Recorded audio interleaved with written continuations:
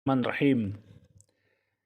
Sekarang sedang ramai di dunia maya maupun realita, kita lihat banyak warga negara Indonesia menjelang 17 Agustus ini mengibarkan bendera One Fish. One Fish bendera hitam dengan tengkorak dan tulang dua menyilang putih. Ini ramai dipasang oleh rakyat Indonesia menjelang 17 Agustus. Banyak dilansir, ini adalah bentuk ekspresi kekecewaan masyarakat kepada hukum, kepada kebijakan pemerintah yang tidak berpihak kepada mereka. Ada juga mereka yang mengatakan bahwa ini adalah simbol ekspresi kebebasan sipil yang sudah mulai hilang. Menurut mereka, ini juga yang saya baca di platform media nasional. Terlepas dari itu, jika kita melihat siapa sih bajak laut, kalau kita lihat film Jack Sparrow gitu ya misalkan, nah, bajak laut itu digambarkan seorang yang kejam. Bajak laut itu disimbolkan sebagai mereka yang melawan pemerintahan yang sah dan sebagainya. Nah, kita akan membahas kali ini tentang bajak laut yang sebenarnya. Sebenarnya banyak informasi sejarah ya, karena dimenangi oleh kapitalisme dalam hal ini Amerika dan Barat, mereka membuat sejarah-sejarah itu yang menguntungkan mereka. Yang baik dibuat buruk, yang buruk dibuat baik dan sejenisnya. Jadi begini, bajak laut yang terkenal di dunia itu adalah Barbari. Ya, Barbari.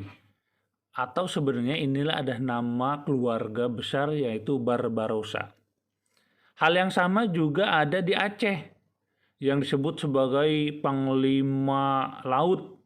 Bahkan sebagian mengatakan orang-orang kafir itu orang Portugal, dia juga sebagai bajak laut perampok, yaitu Malahayati, ya. Kalau tidak salah yaitu di Aceh.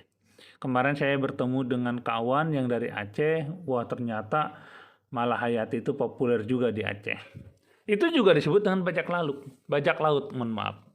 Kembali lagi ke bajak laut internasional ini yaitu Barbari, atau nama lain adalah Barbarossa. Jadi Barbarossa ini adalah Muslim bersaudara, yakni Khairuddin Barbarossa dan Arus Barbarossa. Sejarahnya terkenal sebagai pahlawan Muslim dalam melawan kekuatan kolonial Eropa dan melindungi komunitas Muslim yang terancam pada waktu itu. Dan ada juga namanya Jack Sparrow. Ya. Jack Sparrow. Ini nama aslinya adalah Yusuf Reis.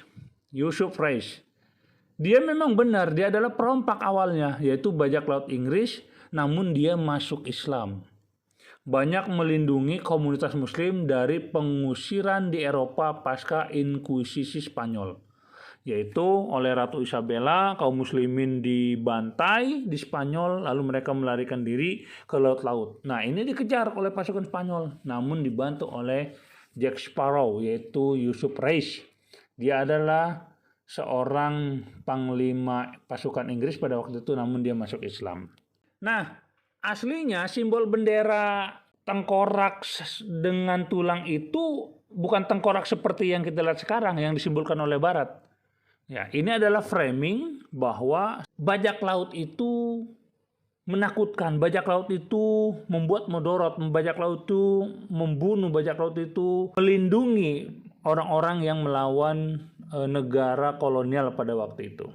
Sebenarnya simbolnya itu adalah bulan dan bintang seperti simbol Khilafah Utsmani, dan sebagiannya yaitu panji-panji Rasulullah yang berwarna hitam dan putih. Nah, dibuatlah oleh sejarawan-sejarawan Barat untuk membuat framing, monstering pahlawan-pahlawan Islam. Salah satunya adalah ini. Menurut Profesor Idris Boston, dari Istanbul University, Khairuddin Barbarossa kemudian diangkat menjadi admiral yang selanjutnya menjadi inisiator berdirinya Angkatan Laut Turki Utsmani. Jadi kekhilafan Turki Utsmani. Ketika Sultan Selim I digantikan oleh putranya Sultan Sulaiman, Khairuddin Barbarossa diangkat menjadi komandan angkatan lautnya.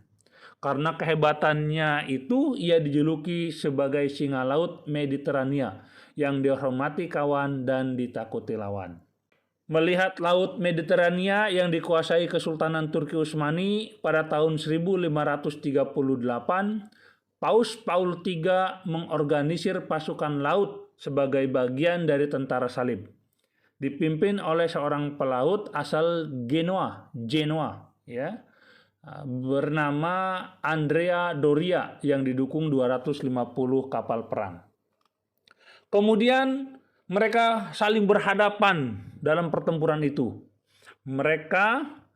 Pasukan Doria bertemu dengan pasukan Khairuddin Barbarossa yang hanya didukung oleh 122 kapal. Jadi 250 kapal perang salib berhadapan dengan 122 kapal Barbarossa. Pada 28 September tahun 1538 di Preveza. Dalam pertempuran ini kapal pasukan salib ditenggelamkan.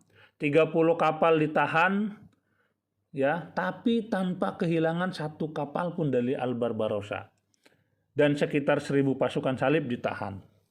Hebatnya Barbarossa ini sudah melawan 250 kapal perang, 10-nya ditenggelamkan, 30-nya ditawan, 1000 pasukan salib ditahan, dan anehnya tidak ada satupun pasukan dari Barbarossa yang hancur. Hebatnya ini, makanya dia dikenal luar biasa. Nah, atas prestasinya ini, Khairuddin Barbarossa kemudian diundang ke Istana Topkapi oleh Sultan Sulaiman untuk menerima anugerah Kaptan Idirya atau Chief of Admiral atau Panglima Angkatan Laut Turki, sekaligus sebagai Beylerbey atau Governor of Governors Turki Utsmani di Afrika Utara. Kemudian kawan-kawan insan fillah, Khairuddin Barbarossa dikenang di samping sebagai pahlawan Turki Utsmani, kehebatannya juga disejajarkan dengan nama besar Sultan-Sultan Turki Utsmani seperti Muhammad Al-Fatih, Sulaiman Al-Qanuni yang membuat konun dan sebagainya. Jadi insan fillah rahimakumullah, bajak laut sebenarnya adalah angkatan laut khilafah Turki Utsmani. Jadi saya ulangi bahwa bajak laut sebenarnya adalah angkatan laut khilafah Turki Utsmani. Ya, mereka sangat ditakuti di Eropa.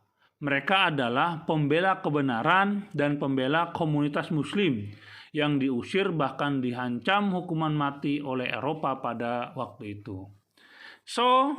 Jadi kalau kita ingin mendapatkan informasi yang benar, lihat referensi dulu yang benar. Kenapa? Karena sejarah sudah mulai dirubah. Untuk apa? Untuk kepentingan penguasa.